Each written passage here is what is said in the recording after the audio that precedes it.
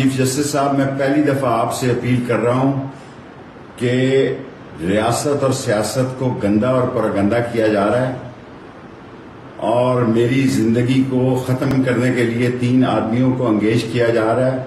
میں موت و حیات کی اس کشمکش میں آپ کو بتانا چاہتا ہوں کہ میں القادرہ ٹرسٹ کے ایجنڈے کے وقت موجود نہیں تھا اور میری شہزاد اکبر سے کبھی نہیں بنی، اس کے کسی ایجنڈے میں نہیں بیٹھا۔ اگر بیٹھا ہوتا تو میں ضرور نیب میں کل شہادت دیتا، لیکن جھوٹی گواہی دینے سے میں موت کو ترجیح دوں گا۔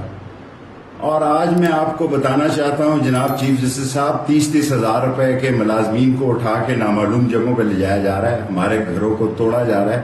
میری ماں کو مرے 30 سال ہو گئے ہیں، اس کے گھر کو بھی توڑ پھوڑ دیا ہے۔ رات 70-80 لوگ رینجر سفید کپڑوں میں اور پولیس، جس SHO کو رات ہی لگایا گیا کہ اس نے F7 کے گھر میں نہ صرف توڑ پھوڑ کی بلکہ گاڑیاں بھی لے گئے اور سامان بھی لے گئے۔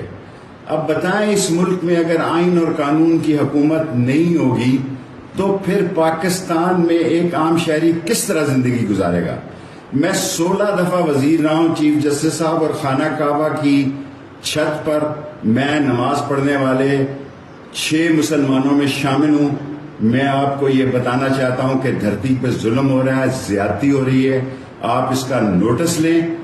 اور میں کبھی کسی غلط کام میں ملوث نہیں تھا۔ اگر 16 وزارتوں میں 1 انچ 1 پیسے کی بھی کوئی کرپشن ہو تو ملے تو میں پیش ہونے کو تیار ہوں۔